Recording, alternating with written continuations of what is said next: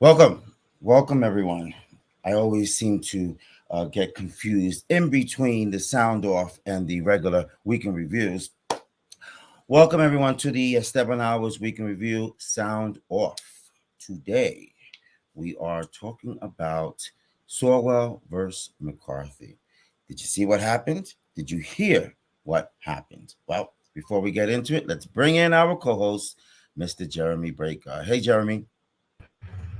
What's going on? We got Swalwell versus McCarthy right here on pay per view. Wait, no, but yeah, we got Swalwell versus McCarthy. It's about to go down. I swear, there's gonna be. I swear, before the next election, there's gonna be a fist fight in Congress, but either between Marjorie Taylor Greene and Lauren Boebert or somebody. It's gonna happen, man. I can feel it. I think so too. I really do. Oh Okay, so you are what? You are a posse, but not with the O, with the U. That is what Swalwell said to the Speaker of the House, Kevin McCarthy, during a vote. I think it was on the House floor, and McCarthy did not take that too well. He tried to seem to be masculine and bold, but it was comical. Play that video.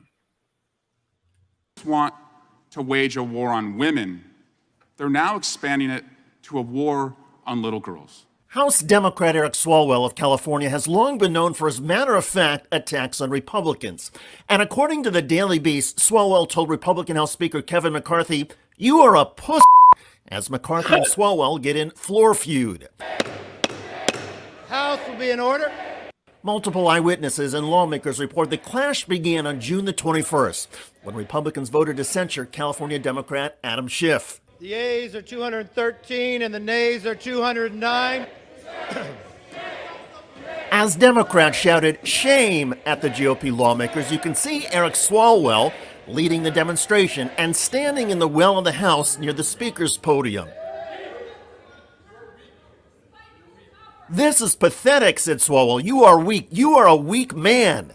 McCarthy, who stared back at Swalwell, was visibly upset, according to several eyewitnesses. After a few seconds, though, McCarthy walked away.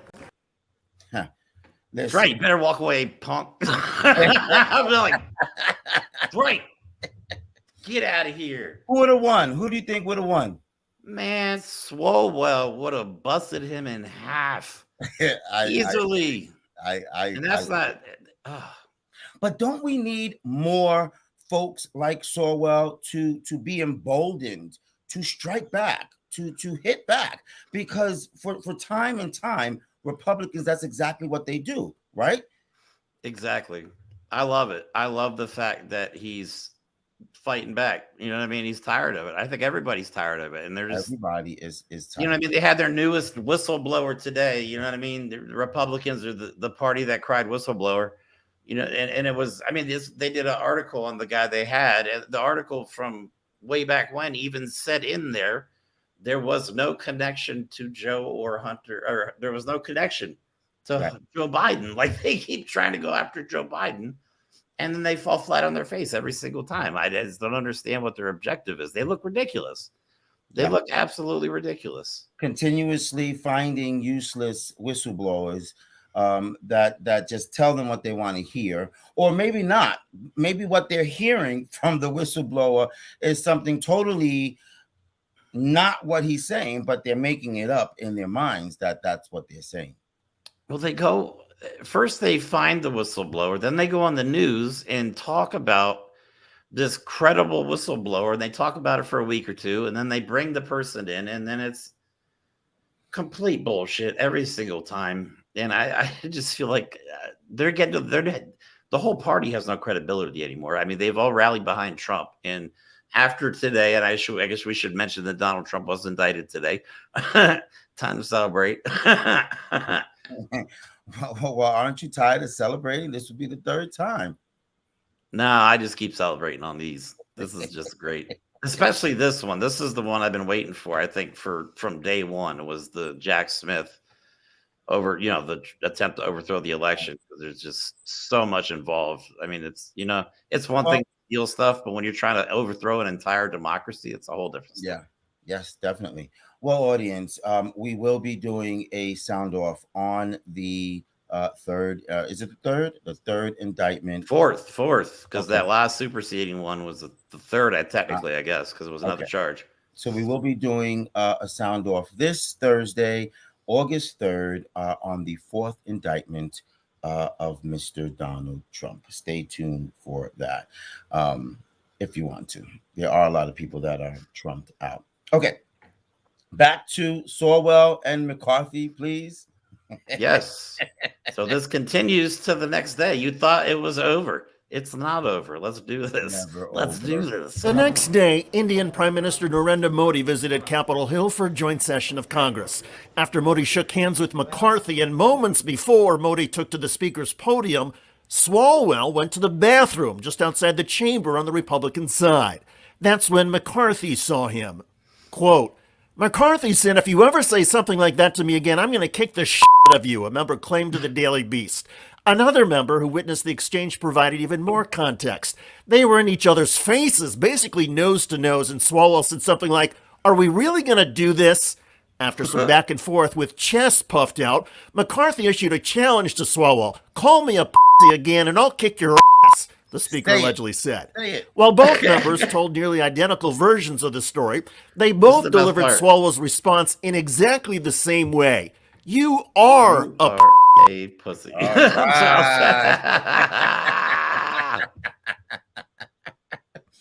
He did it. He took him up on his offer. He took him up on his offer, and he challenged him. I'm gonna say it to you right now. I'm gonna see what you're gonna do. He told him to say it. Did he kick his ass? No, man. McCarthy would have broke a hip just trying. I mean, come on. Stop it. Stop. But this is nothing though. Like remember Marjorie Taylor Greene and Lauren Boebert almost got in a fist fight. Like there's constant infighting within their own organization. And I think just the Democrats have honestly, it's gotten to a boiling point, like a tipping point where they're just like people like Swalwell are like, I'm done. Like some of the other ones, I don't know how Jamie Raskin or AOC or Jamal Bowman, I don't know how they stay so cool sometimes. Like, well, I was about to say most of them are taking the high road, the respectful road. They're not lowering themselves to the standards of some GOP members, but a lot of them are getting fed up because they are repeating the same behavior, the same actions. I mean, how much hypocrisy can we stand? Can we put up? How much conspiracies can we stand for and put up? How many lies can we stand for and put up at the same time while they're publicly upfront spewing the opposite, talking about the opposite? It's mind-boggling. But a lot of folks, including everyday Americans, are tired of it because it's an ongoing pattern that's been going on for years, not months, years.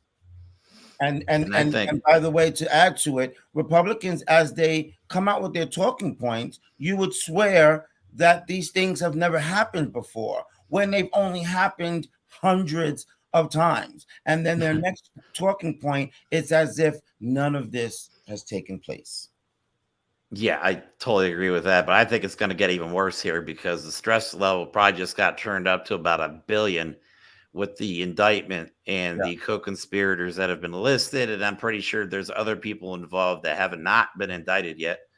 So I think you're going to see a lot of implosions. I mean, Donald Trump is already imploding on social media, but you're going to see a lot of other people just go after, because he's going to go. Especially as we get closer to the election and the right feels that they are losing, or they're losing the attention of the American people. We'll probably see more of these things. As a matter of fact, just breaking today, Eileen Cannon, the judge over the Florida Trump case, she's getting death threats, right?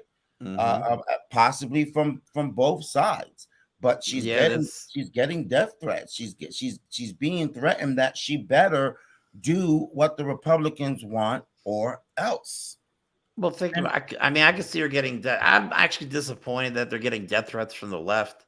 I mean, we're supposed to be above that kind of stuff, but I mean, but this is kind of the environment they've created. You know what I mean? And she yeah, is now going to see what it's like, because I guarantee she's also getting threats of, if you don't acquit Donald Trump, something yes, bad's going to happen to you. You know yes. what I mean? So she, even though she's a Trump appointed judge, is now seeing what it's like coming into his world on the bad end, on the other side of it, And on the legal end.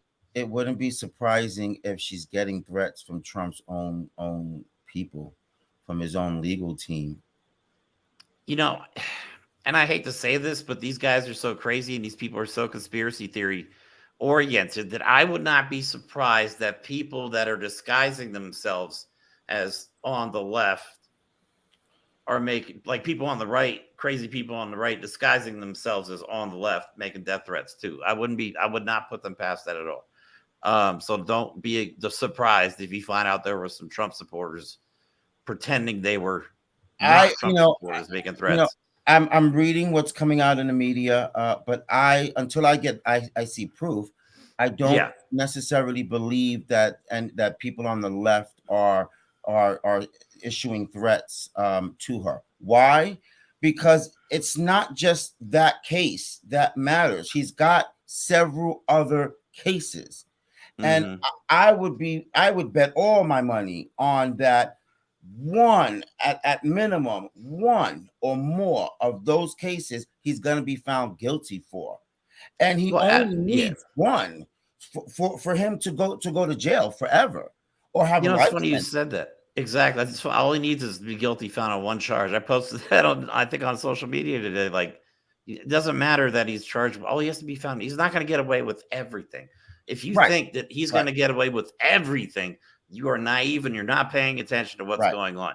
Literally, at this point, it is impossible that Donald Trump and his cronies are going to get away with everything, if anything, at this point. Right. But I mean, getting back to the topic, I'm actually glad there's people like Eric Swalwell on the floor. We have seriously strong leaders on the Democrat side.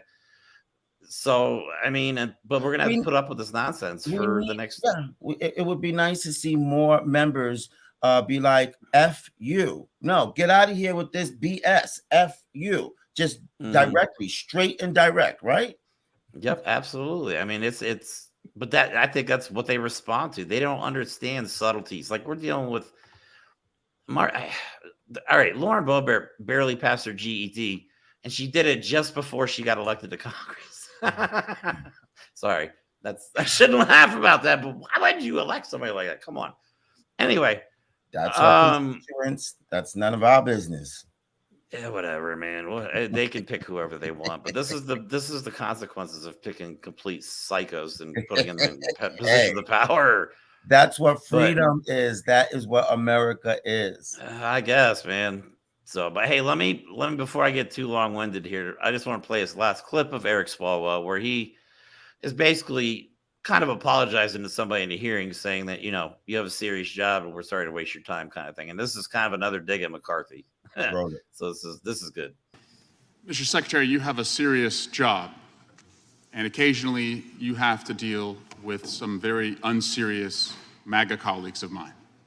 Your serious job is to secure the border of the greatest country in the world, a country that is neighbor to some of the most violent and economically insecure countries in the world, where people are willing to risk everything to come here. And somehow you have to secure the border, but also make sure we're not pushing little girls back into the river so they can drown. Wow. It's a hard job. Wow. If it was an easy job, we wouldn't have asked you to do it. But you were asked to do it because you're qualified, you're competent, you care, you show compassion, and you show up every day and you deal with this. Frankly, sir, I think sometimes you're too nice, because if I had a chairman who failed to honor his own lawful subpoena about 500 days after it was submitted to him, I would say, catch me when you're serious. Oh, Absolutely. God, that was good. Absolutely. Catch me when you're serious. How serious are you to be a chairman of a committee of the House of Representative that you Yeah. refused to honor your commitment and show up to a legal subpoena? But now, as a chairman, you have the right to issue those. You're demanding people show up to theirs. It's Yeah. ridiculous. It's It, ridiculous. like you said earlier, just hypocrisy, hypocrisy, hypocrisy. It's all we see anymore. Do this, My then do middle that. finger would be up in his face. You've lost your mind. And I'd hang right up on him. Click. Man, you know how passive aggressive I am, man. You put me on the House floor with all them. Oh my Lord. Yeah, no, some people have asked me, would you ever run for an office? Hell no, absolutely not. I would. I have the stamina to serve the people. I love talking and engaging with people in public So do relations. I. But I wouldn't be able to endure this animosity and this hate and hypocrisy. I feel like every day Republicans insult the American people's intelligence day in and day out. That's exactly how I feel. Where every time they open their mouth and they say something, it's an insult to what we were taught, to what we believe, to what we went to school for, everything. Look at the fiscal responsibility. They have been championing on that for decades. Fiscal responsibility, fiscal responsibility. Just today, Moody's, I believe, downgraded us from AAA status to AA plus status. That's a And big I'm deal, sure actually. it had to do with the stand up that the Republicans did during the debt ceiling. Yeah, let's not forget that. I'm glad you brought that up because they were It's literally just about to tank our entire economy. yes. And so is that leadership? So No. for nothing, we got a little bit of negotiations going there, but now we've been downgraded. Guess what? All Americans are going to pay for that. Every single American from the right and the left is going to pay for that. Is Marjorie Taylor Greene happy about that? Is Speaker McCarthy, is that considered a check or an A plus in their corner? Because it's in nobody's corner. I mean, and imagine it's funny about if they let the deadline pass. Imagine. Yeah, it's funny when it seems like when the stock market goes up, and this is what I think. This is basically like capitalism summed up for me. When the stock market does great, we don't see another dime. Maybe prices go down a little bit. But when the stock market dumps and crashes, guess what? Prices go through the roof. Gas goes through the roof. Automobile prices go up. Clothing prices go up. We pay. That's American that's American capitalism in a nutshell right there. But anyway, Republicans know this. They know this. And if you remember, a lot of them said when they were asked, what are you willing to risk the economy? They all said yes. I know, like it was nothing. They all said yes. Like that to me, when we talked about that, really showed me what they thought of the American people. That proved beyond a shadow of a doubt that Republicans hate America. Because if they loved America, they would love its people, and they would never even have attempted to put our country in that position. And that's why I think, I'll just leave it with this, and I'll let you finish this out here. This is why Midas Touch Network calls Kevin McCarthy the weakest speaker in U.S. history. And they're absolutely right. He is under the thumb of people like Donald Trump, Marjorie Taylor Greene, and all these other the donors, the conspiracy theorists. He's under their thumb. He's not the leader of the House. So I'll just leave it with that. I applaud Eric Swalwell for answering back and being courageous in what he did. I applaud all of the Democrats who answer back and stand up to what they know is right. And we'll see what happens later on. We'll see if there are going to be any more feuds with any other House members, right? Because this is definitely not over. Okay. With that said, thank you, ladies and gentlemen, for joining us for this Week in Review Sound Off. Tune in tomorrow. We will have another Sound Off tomorrow, and this one is in regards to DeSantis. Okay, that is dropping at 12:30 p.m. And Thursday will be the fourth Trump indictment Sound Off. You don't want to miss that. Okay, I hope so far everybody's having a great week. If you have a goal or an accomplishment that you've achieved, don't forget to say to yourself, this